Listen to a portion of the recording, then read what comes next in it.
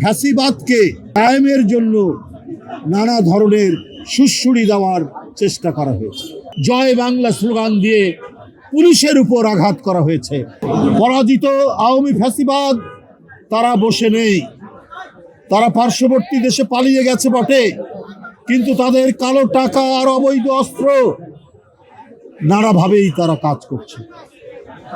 তারা বিএনপির বিভিন্ন জায়গায় কোনো মিছিল হলে বা গণতান্ত্রিক শক্তির কোনো কর্মসূচি হলেই তারা অন্ধকার থেকে বেরিয়ে এসে সেখানে আক্রমণ করছে। আপনারা দেখেছেন যে চট্টগ্রামে জয় বাংলা স্লোগান দিয়ে পুলিশের উপর আঘাত করা হয়েছে, রক্তাক্ত করা হয়েছে পুলিশকে। এই পরিস্থিতি চলছে, কিন্তু এর মধ্যেও গোটা জাতি প্রত্যাশা করছে একটা অবাধ সুষ্ঠু নির্বাচন। নির্বাচনের একটি সময় ঘোষণা করেছেন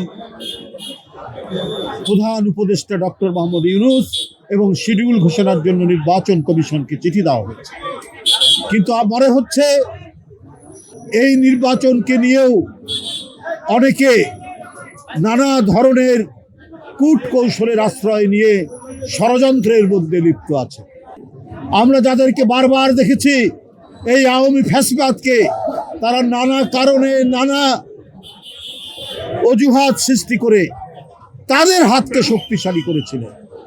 আমরা সেই 86, আমরা তার পরবর্তী পর্যায়ে 94, 95, 96 আমরা 5ই আগস্টের পর নানা বক্তব্য বিবৃতিতে আমাদের মনে হয়েছে যে জাতীয়তাবাদী শক্তিকেই টার্গেট করছে আরেকটা গণতন্ত্র বিরোধী শক্তি।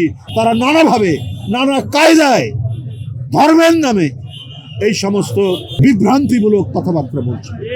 এক্সট্রিম মশার কয়েল প্ল্যান্ট ফাইবার দিয়ে তৈরি, ডেঙ্গু, চিকুনগুনিয়া বাহি সহ যে কোনো মশার বিরুদ্ধে দেয় এক্সট্রিম সুরক্ষা। নানাভাবে তারা চাচ্ছেন যে সামনের যে নির্বাচন, সেই নির্বাচনকে বিতর্কিত করার জন্য চক্রান্তে ষড়যন্ত্রে মেতে উঠেছে। তাদের সাথে আরও অনেকে থাকতে পারে।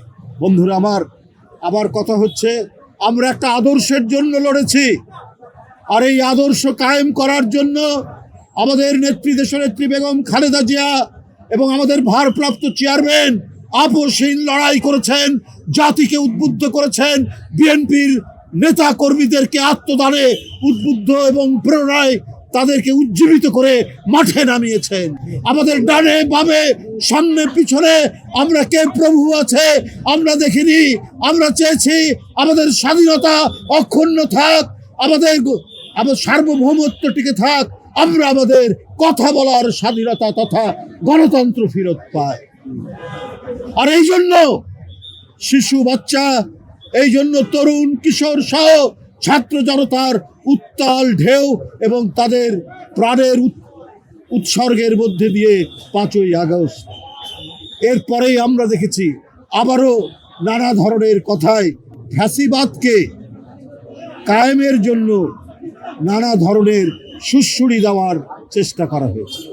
বন্ধুরা, যারা শিশুর রক্ত পান করে, যারা কিশোরের রক্ত পান করে, যারা ছাত্রের রক্ত পান করে, যারা রিক্সাওয়ালা শ্রমিকের রক্ত খাওয়ার জন্য রক্ত পিপাসু হয়ে উঠে, তৃষ্ণার্ত হয়ে উঠে, তাদের যদি প্রত্যাবর্তন ঘটনার চক্রান্ত করেন, জনগণ হচ্ছে সবচাইতে বড় আদালত, সবচাইতে বড় বিচারক।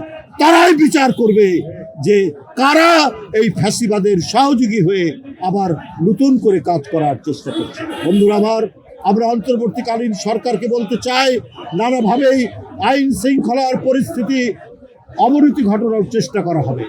আপনারা শক্তভাবে সেটিকে আপনারা দমন করুন, দুষ্কৃতিকারীদেরকে উচ্ছেদ করুন, চাঁদাবাজ, দখলবাজ যারা আছে তাদের বিরুদ্ধে আপনার পুলিশ প্রশাসন এবং আইন শৃঙ্খলা বাহিনীকে তৎপর হতে বলুন। তাহলে দেখবেন আর কারো চক্রান্ত, কারো ষড়যন্ত্র, কেউ নির্বাচন নিয়ে, গণতন্ত্র নিয়ে তারা কোনো ধরনের চক্রান্ত করতে পারবে না।